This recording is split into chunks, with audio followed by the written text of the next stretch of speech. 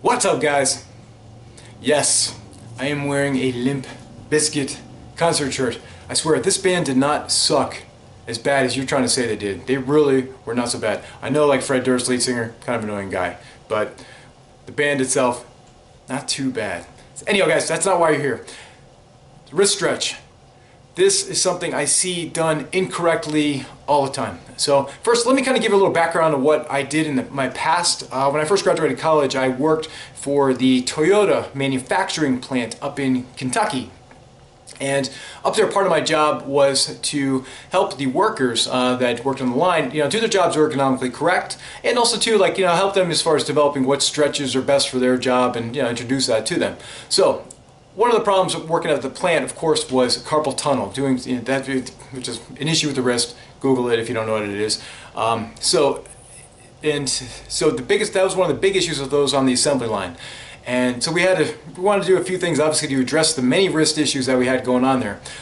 So we did do that, and then some of the people actually, when they did do the stretching, everything was fine, right? And then other people started developing injuries, becoming worse, or just developing injuries that people have never had before. So we investigated, and what we saw, and this is exact same thing what I see goes on in jiu-jitsu schools, that people are actually doing the wrist stretches we showed. They did it incorrectly. So let me show you what I mean. So I'm just talking, this is a really, really common wrist stretch. You've seen, everyone does. I'm sure you've done it.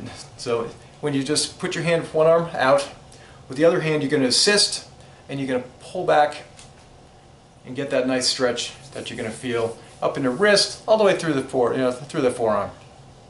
And then the other way as well, with your fingers up and pulling back. But the problem, the issue we saw, is people were stretching just with the other hand, just covering the fingers or the fingertips and pulling back like this, or just doing the same thing, pulling back. And when you just pull on the fingers, man, it's going to put massive strain on places in the wrist you really want to avoid. So the best way to do this is you want to use the other hand. You want to cover not just the portion of your fingers, but you want this hand, the assisting hand, to also be down onto the stretched arm hand, okay? So instead of up here in the fingertips, you're going to slide this down, going to cover at least the top half of your hand, okay? And just have some overlap onto the fingers. So here, and then pull.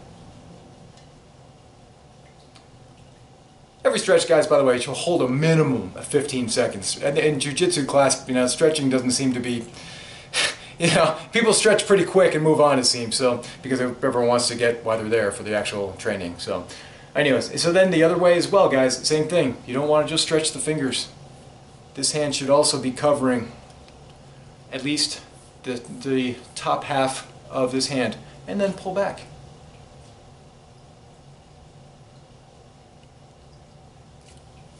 So anyways, that's it, guys. Just a minor correction. You may not even been aware you're doing it, but after seeing this, if you are, hopefully you are now aware.